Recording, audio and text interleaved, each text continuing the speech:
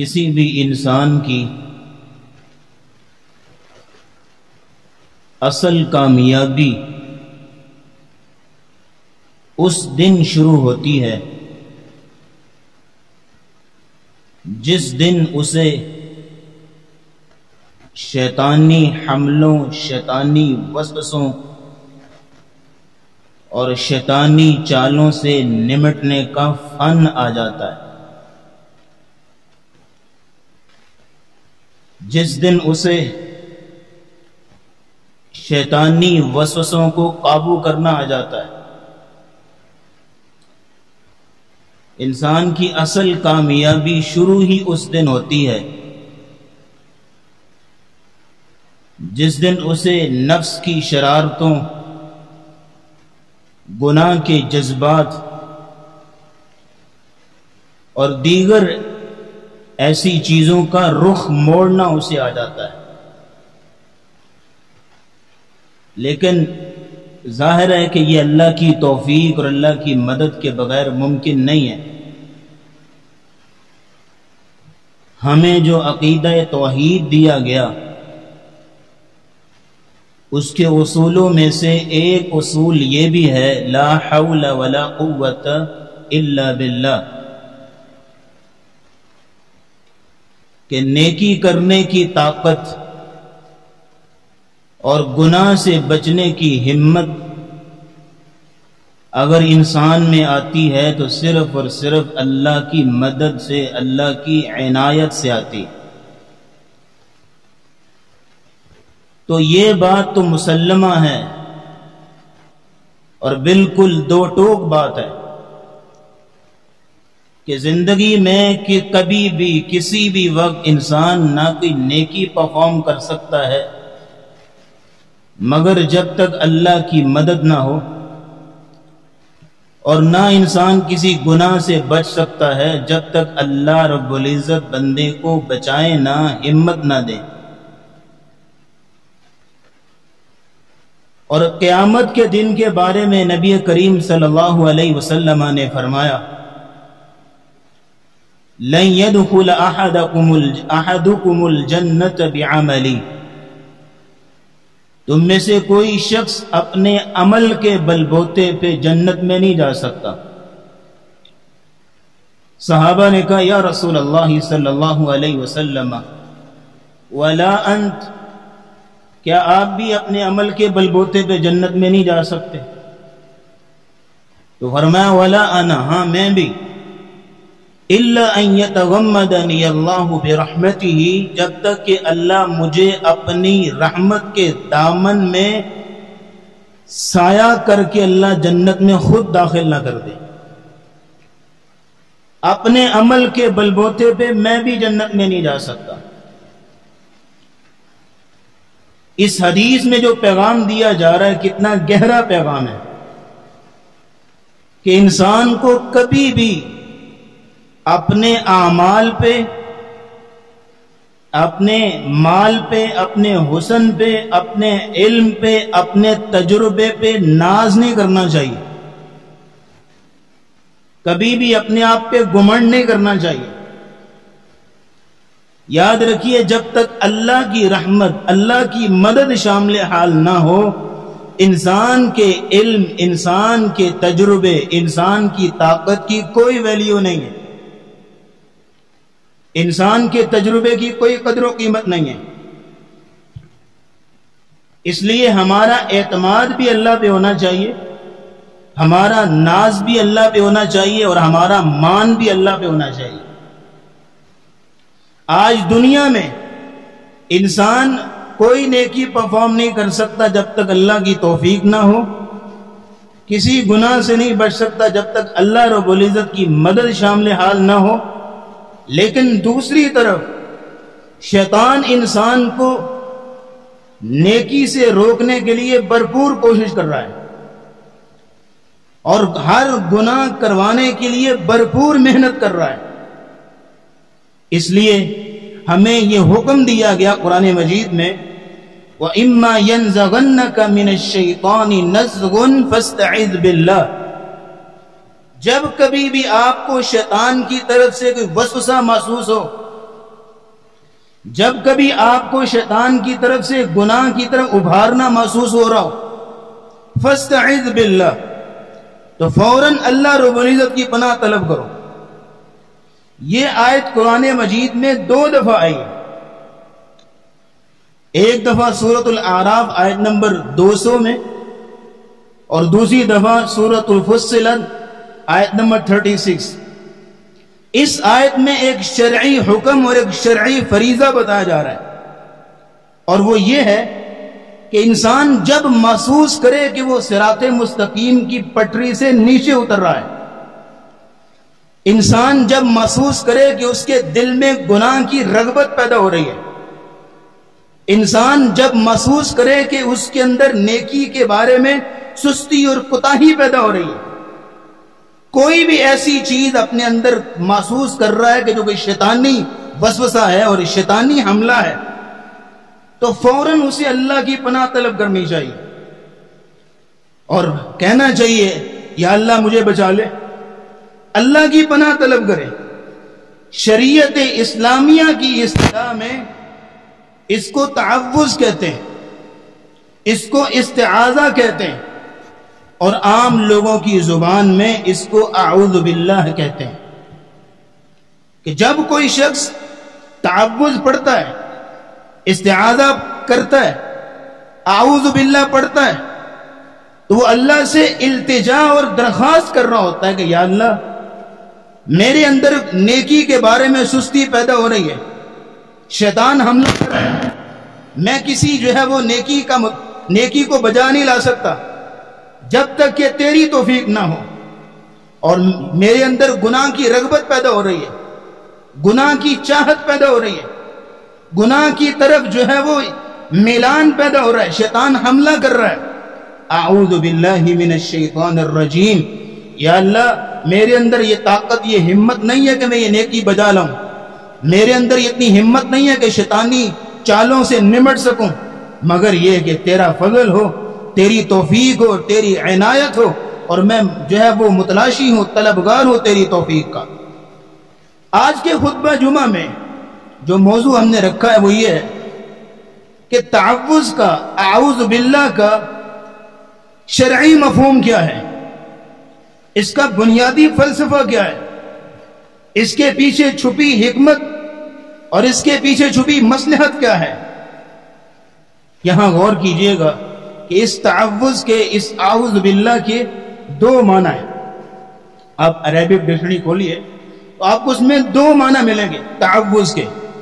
پہلا معنی یہ ہے کہ چھپ جانا، کہ انسان جب محسوس کرے کہ وہ کسی غلط ٹریک پہ جا رہا ہے، صراط مستقیم کی پٹری سے ہٹ رہا ہے، جب محسوس کرے کہ اس کے دل میں گناہ کی رغبت پیدا ہو رہی ہے، جب محسوس کرے کہ اس کے اندر نیکی کے بارے میں سستی پیدا ہو رہی ہے، شیطان ورگلانے کی کوشش کر رہا ہے، جب کسی بھی قسم کی بے سکونی، کسی بھی قسم کی بے اطمینانی اور انکمفرٹیبل فیل کر رہا ہو، تو فوراً تعوذ، اعوذ باللہ یا دیگر جو کلمات ہیں تعوذ کے لیے، وہ اپنی زبان سے ادا کر کے اپنے آپ کو اللہ کی دامن رحمت میں چھپا لے۔ تعوذ کا معنی چھپانا، کہ انسان اپنے آپ کو اللہ کی رحمت کے محفوظ قلعے میں محفوظ کر لے۔ اس سے ہوگا یہ کہ اس کو سکون ملے گا، اس کو اطمینان ملے گا، اور وہ ہر قسم کے شیطانی حملوں سے اور ہر قسم کے نقصان سے بچ جائے گا۔ تعوذ کا ایک معنی چھپنا، اور تعوذ کا دوسرا معنی چمٹ جانا۔ چمٹ جانے کا مطلب کیا ہے؟ امام ابن قیم رحمہ اللہ نے اس کی مثال بیان کی ہے کہ ایک بچہ جو باہر کھیل رہا ہے، اتنے میں دائیں بائیں سے کوئی ڈوگی آ گیا یا کوئی اور ایسی چیز کہ بچہ خوف زدہ ہو کے، ڈر کے اپنے گھر کی جانب بھاگتا ہے، اور آگے اس کو اس کا والد نظر آیا۔ اب یہ بچہ بھاگ کے اپنے والد کی ٹانگوں کے ساتھ چمٹ جاتا ہے، اور اس کا باپ نیچے ہو کے اس کو اپنے سینے سے لگا لیتا ہے۔ اب اس لمحے بچے کو کتنا اطمینان محسوس ہو رہا ہوگا، اس کا وہ خوف کتنے ہی چھوٹے لمحے میں وہ اطمینان میں جو ہے وہ کنورٹ ہو جاتا ہے، اور وہ بچہ کس قدر سکون محسوس کر رہا ہوتا ہے، کس قدر کمفرٹیبل فیل کر رہا ہوتا ہے۔ یہی تعوذ کا مفہوم ہے کہ انسان جب محسوس کرے کہ وہ خوف محسوس کر رہا ہے اور شیطان اس پہ حملہ کر رہا ہے یا کسی بھی قسم کی گناہ کی رغبت پیدا ہو رہی ہے تو فوراً سے اعوذ باللہ من الشیطان الرجیم یا دیگر جو کلمات ہے تعوذ کے وہ فوراً اپنی زبان سے ادا کرے تو اس سے ہوگا یہ اس کو سکون ملے گا، اس کو اطمینان نصیب ہوگا، اور اس کا جو ہے وہ اپنے آپ کو چونکہ وہ اللہ کی رحمت میں وہ چھپا لیتا ہے اپنے آپ کو، اللہ کی دامن رحمت میں چمٹ جاتا ہے. تو یہ تعوذ کی خاص حکمت ہے اور اس سے انسان کو جو ہے وہ شیطانی حملوں اور شیطانی چالوں سے حفاظت ملتی ہے. یہ ان کلمات میں اتنی تاثیر ہے کہ شیطان کی چالوں سے ٹکرانے کی قوت انسان کے اندر پیدا ہوتی ہے اور اس سے وہ تاثیر ملتی ہے کہ شیطان کی چالیں اور شیطان کے حملے جو ہیں وہ بے اثر ہو جاتے ہیں. یہ تعوذ کی اصل حکمت ہے. اور اصطلاحی اعتبار سے تعوذ کا مطلب ہے ہی اللجوء الی اللہ والاعتصام بہ من کل ذی شر.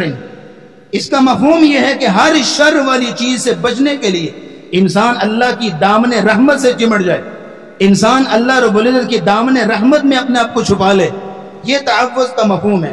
جس طرح کہ حضرت یوسف علیہ السلام نے محسوس کیا کہ برائی میرے قریب آ رہی ہے تو فوراً سے وہاں پہ قال معاذ اللہ، اللہ کی پناہ، انہ ربی احسن مثوائی، انہوں نے اللہ کی پناہ طلب کی تو اللہ نے ان کو برائی سے بچایا. کذالک لنصرف عنہ السوء والفحشاء انہ من عبادنا المخلصین، وہ اللہ کے خالص کیے ہوئے بندوں میں سے. جیسے ہی محسوس کیا کہ برائی میرے تک قریب آ رہی ہے فوراً اللہ کی پناہ طلب. حضرت مریم علیہ السلام اکیلی بیٹھی ہیں اور فرشتہ ایک انسانی شکل میں اپنے پاس پایا تو انہوں نے دیکھا ایک اجنبی مرد میرے سامنے کھڑا ہے، یوں محسوس کیا جیسے برائی میرے قریب آ گئی ہے تو فوراً سے پناہ طلب کرتی ہیں.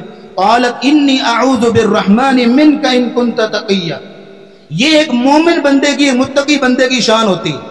اللہ رب العزت نے سورۃ الاعراف کی آیت نمبر 200 جہاں پہ ہمیں یہ حکم دیا وَإِمَّا يَنزَغَنَّكَ مِنَ الشَّيْطَانِ نَزْغٌ فَاسْتَعِذْ بِاللَّهِ. جب بھی آپ شیطان کی طرف سے کوئی وسوسہ محسوس کریں، وَإِمَّا کا معنی جب کبھی خلوت میں، جلوت میں، گھر میں، باہر، صبح ہو شام ہو، کسی بھی لمحے آپ کو محسوس ہو رہا ہے شیطان مجھ پہ حملہ آور ہو رہا ہے اور گناہ کی رغبت میرے دل میں ڈال رہا ہے تو فوراً کہا جا رہا ہے فاستعذ باللہ، فوراً اللہ کی پناہ طلب کرو.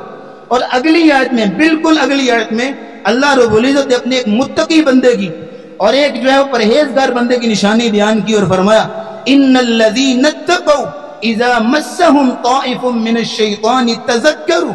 متقی بندہ وہ ہوتا ہے، اللہ سے ڈرنے والا جو شخص ہوتا ہے اس کی پہلی نشانی یہ ہے اذا مسهم طائف من الشیطان تذکروا.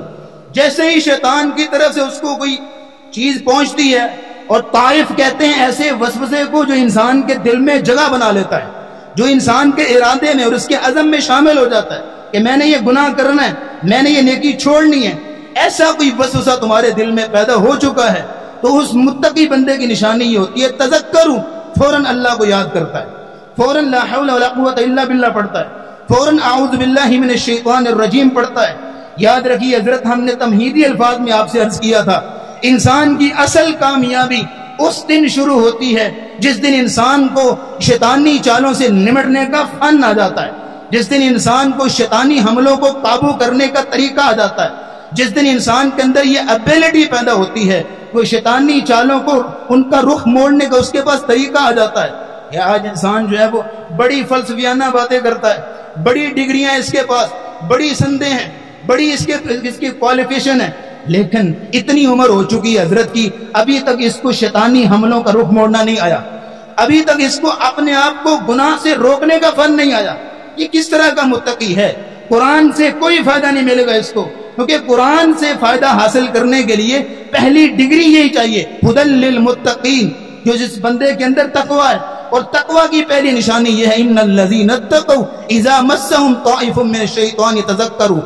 میں اور آپ اگر ہمارے اندر یہ ابیلٹی ہے، ہمارے اندر یہ خاصیت ہے، ہمارے اندر یہ فن موجود ہے کہ شیطان کے حملے کا ہم رخ موڑ سکتے ہیں، شیطان کے حملے سے ہم محمول نہیں ہوتے، تو مبارک ہو جائیے آپ کو تقوی کی ڈگری اور اس کی سند مبارک ہو. آپ متقی انسان ہیں، لیکن اگر آپ شیطان کے ہر عملے کے آگے، ہر حملے اور ہر چال کے آگے ڈھیر ہو جاتے ہیں اور وہیں پہ آپ کی ہمت جواب دے جاتی ہے، طاقت ختم ہو جاتی ہے کہ آپ نیکی کر سکیں، طاقت ختم ہو جاتی ہے آپ گناہ سے بچ سکیں، تو پھر آپ کو اپنے ایمان پہ اور اپنے تقوی پہ نظر ثانی کرنی چاہیے۔ حضرت آپ کے اندر تقوی نام کی کوئی چیز نہیں ہے۔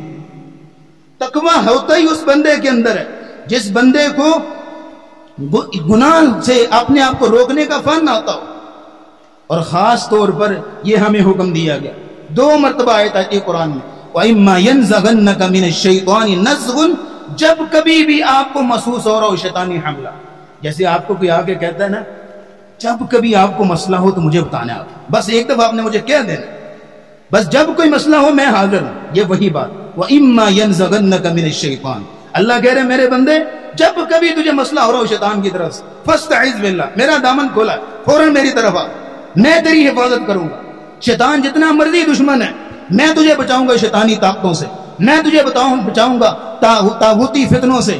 اللہ رب العزت بلا رہے ہیں فَاسْتَعِذْ بِاللَّهِ، اور خاص طور پر قرآن کی تلاوت سے پہلے ہمیں تعوذ پڑھنے کا حکم دیا گیا ہے۔ فَإِذَا قَرَأْتَ الْقُرْآنَ فَاسْتَعِذْ بِاللَّهِ مِنَ الشَّيْطَانِ الرَّجِيمِ، سورہ نحل کی آیت نمبر 98۔ حضرت جب آپ قرآن پڑھنے لگیں تو قرآن کی تلاوت سے پہلے کیا پڑھنا ہے؟ فَاسْتَعِذْ بِاللَّهِ مِنَ الشَّيْطَانِ الرَّجِيمِ، یہ حکم دیا جا رہا ہے۔ پڑھنا کیا ہے؟ اعوذ باللہ من الشیطان الرجیم، تلاوت قرآن سے پہلے۔ اس کی وجہ یہ ہے کہ شیطان کی حد المقدور یہ کوشش ہوتی ہے کہ بندے کو قرآن پڑھنے سے روکے، حد المقدور یہ کوشش ہوتی ہے، کیونکہ قرآن جو ہے وہ سرچشمہ ہدایت ہے، اس نے قرآن پڑھ لی اس کو ہدایت مل جائے گی، حد المقدور اس کی کوشش ہوتی ہے کہ قرآن پڑھنے سے روکے۔ یہی وجہ ہے کہ ہماری میجورٹی، ہماری اکثریت ایسی ہے کہ قرآن پڑھتے نہیں، ان کا قرآن پڑھنے کو دل ہی نہیں کرتا، اور اگر بالفرض قرآن پڑھنے لگ بھی جائے نا کہیں 1 مہینے بعد 1 ہفتے بعد، تو کیا ہو رہا ہوتا ہے؟ سستی آ رہی ہے، جسم جو ہے وہ بوجھل ہو رہا ہے، نیند آ رہی ہے، اور سر کو پتہ نہیں کیا ہوا، سر پہ جیسے وہ سیمنٹ کی بوری رکھ دی، اتنا وزن سر ہو گیا، اچھا میں تھوڑی دیر بعد پڑھتا ہوں، اور کچھ اور اس کو کام یاد آ، اچھا میں نے تو یہ بھی کام کرنا ہے۔ یہ سارے شیطانی وسوسے ہیں اور دیگر قسم کے جو ہے وسوسات انسان کے دل میں ڈالتا ہے جب وہ قرآن پڑھنے لگتا ہے، اس لیے اس کو حکم دیا جا رہا ہے کہ جب بھی قرآن پڑھنے لگو فَاسْتَعِذْ بِاللَّهِ مِنَ الشَّيْطَانِ الرَّجِيمِ۔ تو اس آیت کی روشنی میں کیا پتا چلا؟ قرآن سے خوبصورت تعلق بنانے کے لیے جو ایک کی اور چابی ہے وہ تعوذ، اعوذ باللہ من الشیطان الرجیم، یہ چابی ہے قرآن سے تعلق بنانے کی۔ اگر آپ نے قرآن مجید کی تلاوت سے پہلے خلوص دل سے اور التجا کرتے ہوئے دل سے تعوذ پڑھ لیا، اللہ رب العزت آپ کو قرآن کی برکتیں اور قرآن کی تاثیریں دے گا۔ قرآن کی برکتیں کیا ہیں؟ ذرا نوٹ کیجئے گا میری طرف دیکھ کے، وَإِذَا تُلِيَتْ عَلَيْهِمْ آيَاتُهُ زَادَتْهُمْ ایمانا۔ قرآن کی پہلی تاثیر یہ ہے کہ قرآن پڑھنے سے مومن کا ایمان تازہ ہوتا ہے، زادتہم، ایمان بڑھتا ہے، ایمان کے اندر اضافہ ہوتا ہے، اور تقشعر منہ جلود الذین یخشون ربہم، جس بندے کے دل میں اللہ کا خوف اور ڈر ہو اس بندے کو قرآن پڑھ پڑھ کے رونگڑے کھڑے ہوتے ہیں۔ اور پھر ثم تلین جلودہم وقلوبہم الی ذکر اللہ، قرآن پڑھنے کی وجہ سے ایسی موٹیویشن بندے کو ملتی ہے کہ قرآن پڑھنے کی وجہ سے ایسے اس کے اندر جذبہ پیدا ہوتا ہے، ثم تلین جلودہم وقلوبہم الی ذکر اللہ، وہ اللہ کے ذکر کی طرف، اس کی عبادت کی طرف مائل ہو جاتا ہے۔ ایک آیت پڑھی، 2 آیتیں، 1 رکوع، 1 سورت، 1 پارہ، جتنا بھی قرآن پڑھتا ہے اتنا وہ موٹیویٹ ہوتا ہے، اتنا اس کا ایمان بڑھتا ہے۔ یہ قرآن کی تاثیر ہے، شفاء لما فی الصدور، قرآن جو ہے وہ سینوں کے اندر جو اخلاقی اور روحانی بیماریاں ان کی شفا قرآن سے ملتی ہے۔ یہ ساری تاثیریں اور یہ برکتیں قرآن سے ملتی ہیں۔ جو شخص قرآن کو پڑھنے لگتا ہے شیطان کی پہلی کوشش یہ ہوتی ہے کسی طریقے یہ بندہ قرآن کی ان تاثیروں سے محروم ہونا چاہیے، یہ تاثیریں ہی اس کو ملنی چاہیے کہ اس قرآن پڑھنے سے اس کا ایمان تازہ ہوا، یہ نہیں ہونا چاہیے، یہ شیطان کی کوشش ہوتی ہے۔ اس لیے آپ کو قرآن مجید کی تلاوت سے قبل حکم دیا جا رہا ہے فَاسْتَعِذْ بِاللَّهِ مِنَ الشَّيْطَانِ الرَّجِيمِ۔ اگر قرآن کی یہ تاثیریں چاہیے، قرآن کی یہ برکت چاہیے، تو پھر یہ ہے کہ تمہیں سب سے پہلے اعوذ باللہ من الشیطان الرجیم پڑھنا ہوگا۔ اور تعوذ کا مطلب صرف یہ نہیں ہے کہ زبان سے ادا کر لی ایک رسمی چیز ہے، یا کہ نعوذ باللہ من ذالک یہ منتر ہے کہ اپنے زبان سے ادا کر لیا، بلکہ دل و دماغ کے اندر یہ التجا ہو، ربا بڑی دیر ہوگی میں شیطانی حملوں کے آگے جو ہے وہ ڈیر ہوتا رہا، بڑی دیر ہوگی میں نے اپنے آپ کو گناہوں سے آلودہ کر لیا ہے، بڑی دیر ہوگی ٹھوکریں کھاتے ہوئے، اب نہیں ہوتا مجھ سے، اب نہیں میں اپنے آپ کو گندا کر سکتا، اب نہیں میں اپنے آپ کو جو ہے وہ شیطان کے اتنا نیچے کر لگا سکتا، اب مجھے تیرے دامن رحمت میں جگہ چاہیے، اب مجھے تیری حفاظت چاہیے، اب مجھے تیری پناہ چاہیے، میں قرآن پڑھوں، ایک ایک لفظ جب میری زبان سے ادا ہو رہا ہو اور میرے دل میں بھی اتر رہا ہو، میرے دل کو بھی بدل رہا ہو، میرے دل کی دیواروں کو ہلا رہا ہو، میرے دل کی تاروں کو چھیڑ رہا ہو، ایک ایک لفظ میرے جسم پہ جو ہے اثر انداز ہو رہا ہو، مجھے ایسی تاثیر چاہیے قرآن کی، ایسی برکت چاہیے۔ یعنی آپ اعوذ باللہ پڑھنے لگے تو یہ جو ہے وہ دل سے التجا ہو، دل سے جو ہے وہ انسان اپنے رب کے سامنے فریاد کرے۔ یہ نہیں ہے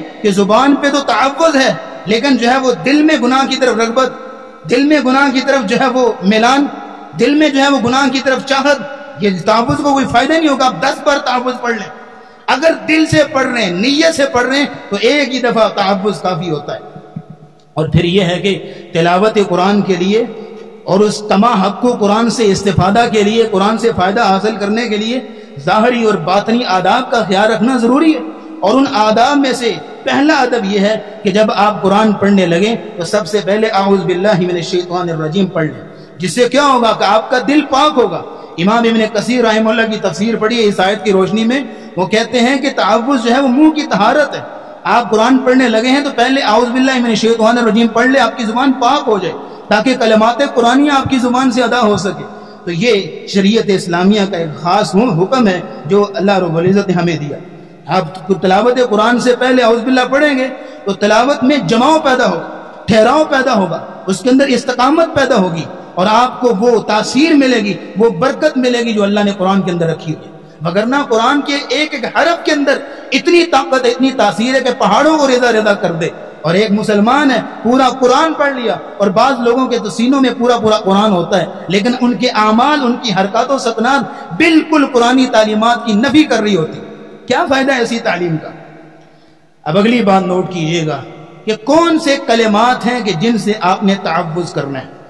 تعوذ پڑھنا ہے تو کن کلمات کے ذریعے سے؟ قرآن کی تلاوت سے پہلے 4 قسم کے کلمات ہیں جو آپ پڑھ سکتے ہیں۔ تلاوت شروع کرنے لگیں 4 قسم کے کلمات۔ پہلے نمبر پہ اعوذ باللہ السمیع العلیم من الشیطان الرجیم، میں پناہ مانگتا ہوں اللہ کی جو خوب سننے والا، خوب جاننے والا ہے، من الشیطان الرجیم، شیطان مردود کی شر سے میں اللہ رب العزت کی پناہ طلب کرتا ہوں۔ دوسرا کلمہ اعوذ باللہ السمیع العلیم من الشیطان الرجیم من ہمزہ ونفخہ ونفثہ، من ہمزہ کا معنی شیطان کے وسوسوں سے، ونفخہ اور شیطان کی پھونکوں سے، ونفثہ اور شیطان کے دھتکارنے سے کہ جو میری طرف وہ وسوسے دھتکارتا ہے۔ اور تیسرا کلمہ اعوذ باللہ السمیع العلیم وبوجہہ الکریم وبسلطانہ القدیم من الشیطان الرجیم۔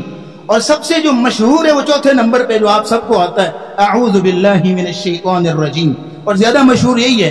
آپ ان چاروں میں سے کچھ بھی پڑھ سکتے ہیں لیکن یہ ہے کہ ان کا مفہوم دل میں ہو، جو اصل مفہوم ہے وہ روح کے اندر اترا ہوا ہو، وگرنہ زبانی منتر پڑھنے سے کیا فائدہ ہو؟ نمبر 1 نوٹ کریں، اعوذ باللہ، اعوذ میں پناہ مانگتا ہوں، اللہ کے آگے فریاد کر رہا ہوں، کشبولے گدائی لے کے اس کا دل اللہ کے آگے کھڑا ہو کہ یا اللہ تجھ سے پناہ طلب کر رہا ہوں۔ اعوذ باللہ، کس کی پناہ؟ اللہ کی۔ یہ عقیدہ ہو انسان، صرف اللہ کی پناہ، کہ ہر خیر اور ہر شر کا مالک کون ہے؟ اللہ۔ اللہ کے علاوہ مجھے کوئی اور پناہ نہیں دے سکتا۔ اگر ذہن میں، دماغ میں، دل میں ایسا کوئی نظریہ اور عقیدہ ہے کہ فلاں بھی پناہ دینے پہ قادر ہے، فلاں کی بھی جو ہے وہ اگر لڑ پکڑ لیا جائے تو حفاظت ہو جائے گی، فلاں کو بھی اگر جو ہے وہ اس کا دامن پکڑ لیا تو حفاظت ہو جائے گی، پناہ مل جائے گی، تو حضرت اعوذ باللہ من الشیطان الرجیم ایک مرتبہ نہیں، لاکھ مرتبہ پڑھیں کوئی فائدہ نہیں ہوگا۔ عقیدہ بنائیے پہلے اعوذ باللہ۔ آپ سورہ جن کی تفسیر پڑھیے، خاص کر تفسیر ابن کثیر پڑھیے گا، اس میں کیا آتا ہے کہ مشرکین عرب وہ جنوں سے پناہ طلب کیا کرتے تھے، جنوں سے پناہ طلب کیا کرتے تھے۔ یعنی تاریخ میں پہلے کیا ہوتا تھا کہ جن انسانوں سے ڈرتے تھے، جن اتنا ڈرتے تھے انسانوں سے کہ کہیں انسان کا بچہ بھی نظر آ جاتا تھا تو جن سارے اپنا کنبہ قبیلہ لے کے وہاں سے کوچ کر جاتے تھے، اتنا ڈرتے تھے۔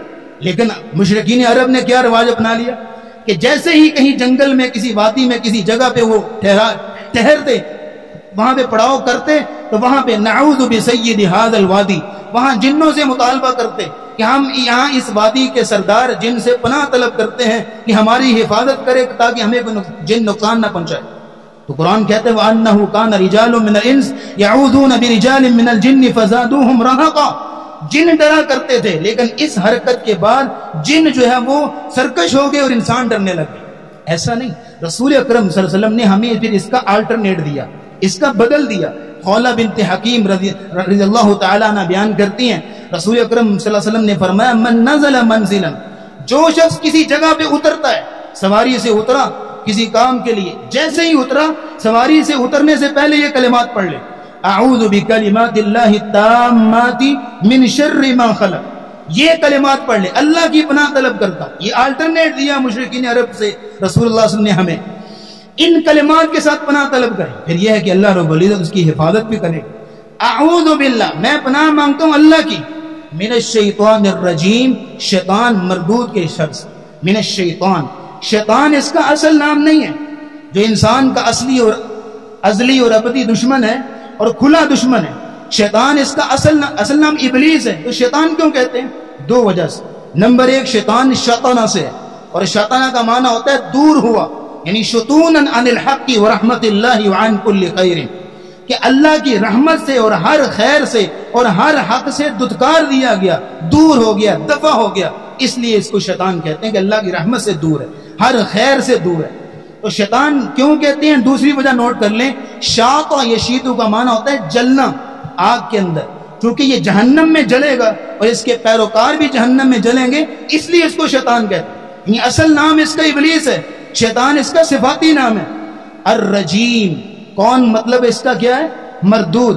لیکن رجیم کا معنی ہوتا ہے دھتکارا ہوا، رجم کیا ہوا، ڈکے دے کے نکالا ہوا. کہاں سے؟ اللہ کی رحمت سے. جب یہ مفہوم پورا اپنے دل میں انسان نے بسایا ہو اور ان کلمات کے ساتھ انسان تعوذ کرے، پھر اللہ رب العزت اس کی ان کلمات میں تاثیر بھی پیدا کرتے ہیں، روح کام جاتی ہے اس کی ان کلمات کے ساتھ. اعوذ باللہ من الشیطان الرجیم. پانچویں نمبر پہ جو سورہ مومنون میں اللہ رب العزت نے ہمیں کلمات سکھائے ہیں، بڑے خوبصورت ہیں، آپ کسی بھی موقع پہ پڑھ سکتے ہیں. اعوذ بربک من ہمزات الشیاطین واعوذ بربی من ان یحضرون. کلمات کیا ہیں کہ یا اللہ میں تیری پناہ طلب کرتا ہوں شیطان کے وسوسوں سے. وقل ربی اعوذ بک من ہمزات الشیاطین، یا اللہ میں پناہ طلب کرتا ہوں من ہمزات، شیطان کے وسوسوں سے. وَأَعُوذُ بِكَ رَبِّ أَن يَحْضُرُونَ، یا اللہ میں تیری پناہ طلب کرتا ہوں کہ شیطان میرے قریب بھی آئے، یعنی شیطان میرے قریب تک نہ آئے. یہ کتنے خوبصورت کلمات.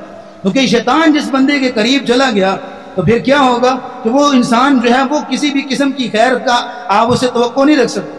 اس لیے دعا ایسی جامع معنی دعا ہے. وَأَعُوذُ بِرَبِّ وَأَعُوذُ بِكَ رَبِّ أَن يَحْضُرُونَ، یا اللہ میں تیری پناہ طلب کرتا ہوں کہ شیطان میرے قریب بھی پھٹ گئے. یہ رسول اللہ صلی اللہ علیہ وسلم کو یہ دعا سکھائی گئی. ان کلمات کے ساتھ اللہ رب العزت تعوذ کیا کر، استعاذہ کیا کر.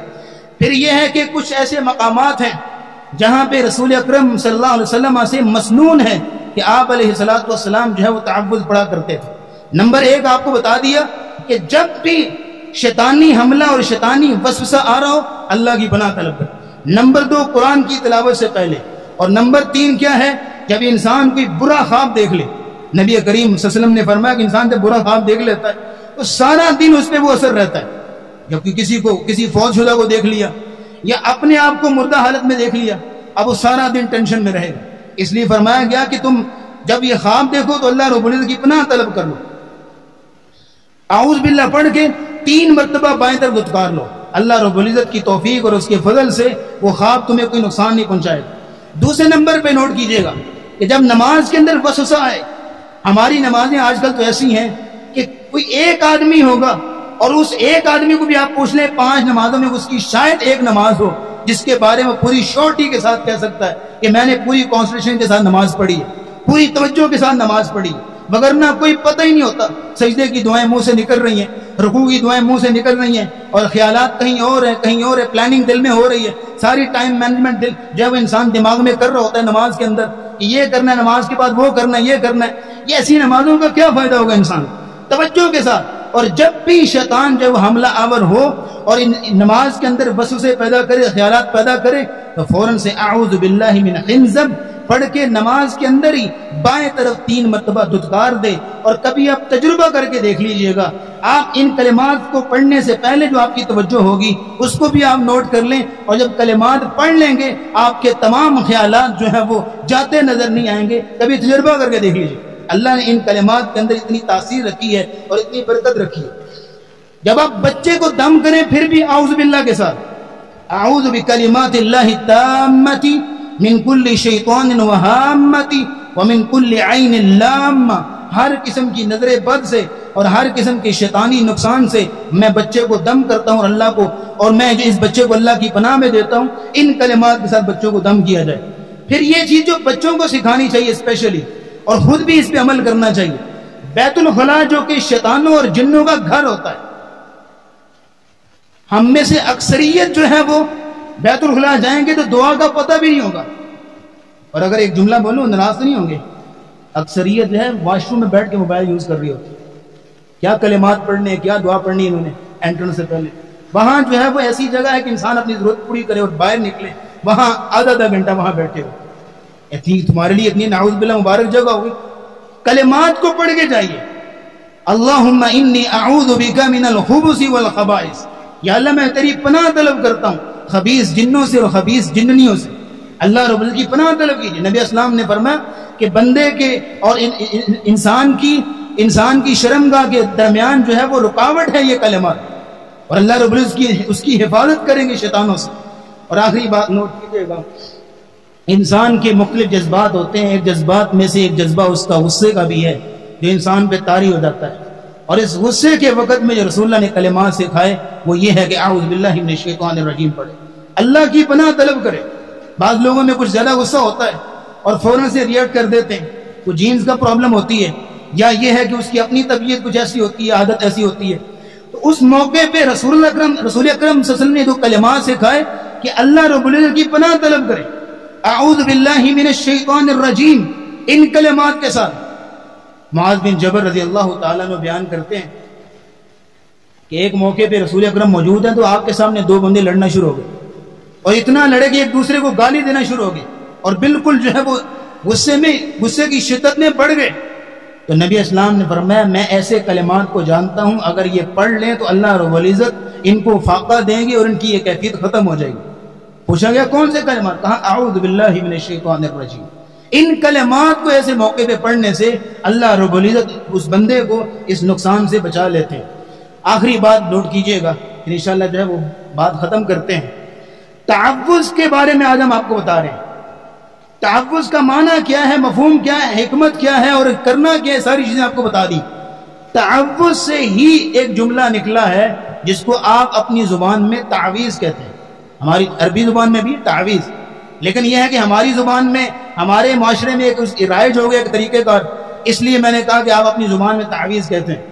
تعویذ کا مطلب کیا ہے کہ اللہ رب العزت نے, رسول اللہ نے جو کلمات سکھائے ہیں ان کلمات کو اپنی زبان سے ادا کر کے تو اللہ رب العزت کی پناہ طلب کرے, یہ تعویذ ہے. لیکن آج کل کیا کر دیا گیا کہ ان کلمات کو ریٹن فارم میں لکھ کے اور ان کو جو ہے وہ باندھ کے گلے میں یا بازو میں کہیں بھی لٹکا لیا جاتا ہے, اور یہ سمجھا جاتا ہے کہ جو ہے وہ اس سے جو ہے ہمیں وہ حفاظت ملے گی. نبی کریم مسلم کی واضح حدیث مسند احمد میں من علق تمیمتا فقد اشرک, جس بندے نے تعویذ لٹکایا اس نے شرک کیا. واضح الفاظ رسول اللہ. بلکہ آپ علیہ السلام کے پاس 10 لوگ آئے تھے بیعت کرنے کے لیے, آپ نے 9 کی بیعت کی, 10ویں کی بیعت نہ کی. صحابہ نے پوچھا یا رسول اللہ آپ نے یہ 9 بندوں کی بیعت کر لی, 10ویں کی بیعت کیوں نہیں کی؟ تو نبی اسلام نے فرمایا ان علیہ تمیمتا, اس بندے کے اوپر تعویذ تھا, اس نے تعویذ باندھا ہوا. آپ نے وہ پکڑا, تعویذ کو جو ہے وہ کاٹا اور پھینکا, پھر آپ نے جو ہے وہ اس کی جو ہے وہ آپ علیہ السلام نے بیعت کی. یعنی اس قدر کراہت کا اظہار کیا. اور نبی اسلام کی مسند احمد میں آپ نے ایک بد دعا بھی دی, من تعلق تمیمتا فلا اتم اللہ لہ, جو بندہ تعویذ لٹکاتا ہے اللہ کبھی بھی اس کی مراد پوری کرتا ہی نہیں. تو کیا ملے گا اس بندے؟ حضرت جی جو آپ کو کلمات دیے گئے ہیں رسول اللہ کی سنت نے, آپ علیہ السلام کے مسنون جو شرعی دم ہے وہ جو سکھائے گئے ان کو پڑھیے.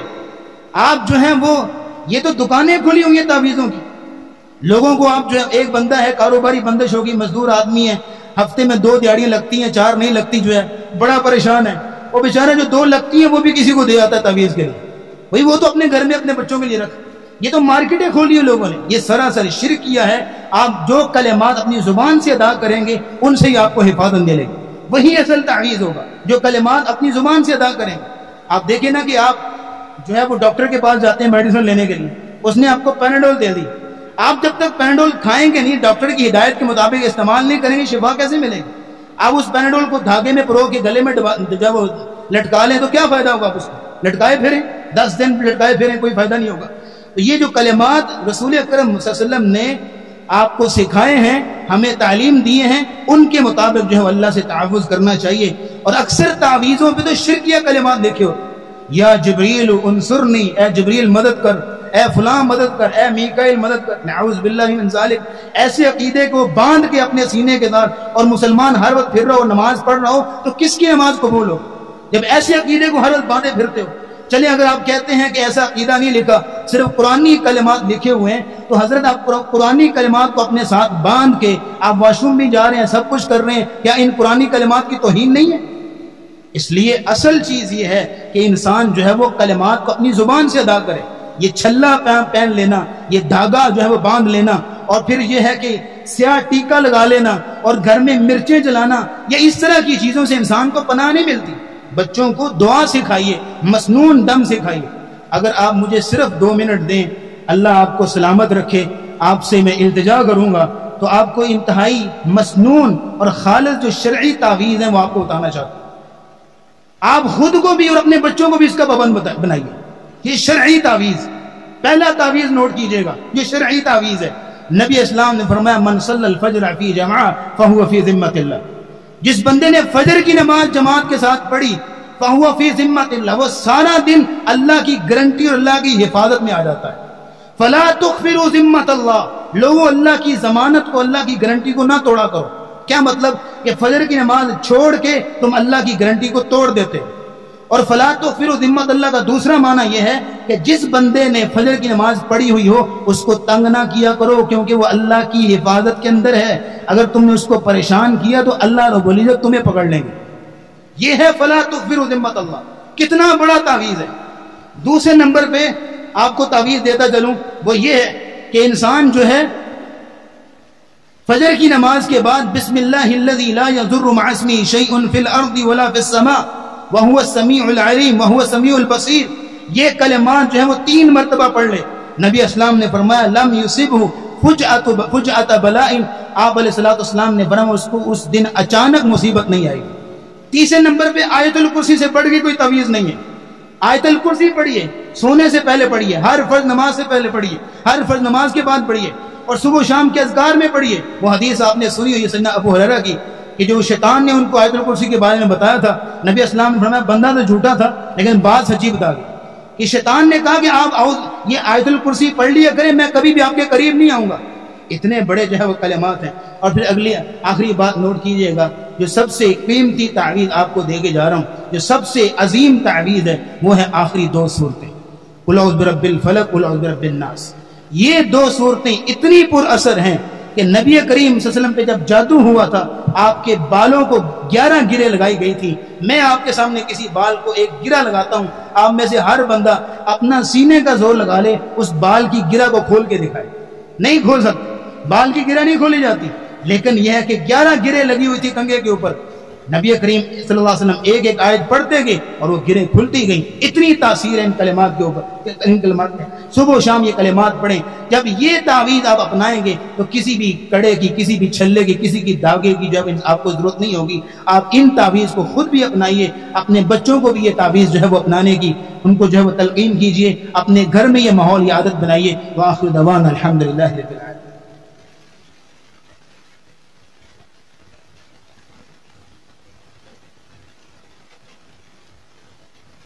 إن الحمد لله نحمده ونستعينه ونستغفره ونعوذ بالله من شرور أنفسنا وسيئات أعمالنا من يهده الله فلا مضل له ومن يضلل فلا هادي له ونشهد أن لا إله إلا الله وحده لا شريك له وأن محمدا عبده ورسوله. اللهم صل على محمد وعلى آل محمد كما بارك وسلم عليه. اللهم اشف مرضانا ومرضى المسلمين، أذهب الباس رب الناس واشف أنت الشافي لا شفاء إلا شفاءك، شفاء لا يغادر سقما. اللهم ألبسنا لباس الصحة والعافية. اللهم اشفنا شفاء كاملا عاجلا. اللهم إنك عفو تحب العفو فاعف عنا. اللهم اغفر لجميع موتى المسلمين الذين شهدوا لك بالوحدانية ولنبيك بالرسالة وماتوا على ذلك. ربنا تقبل منا إنك أنت السميع العليم، وتب علينا إنك أنت التواب الرحيم. وصلى الله تعالى على رسوله خير خلقه محمد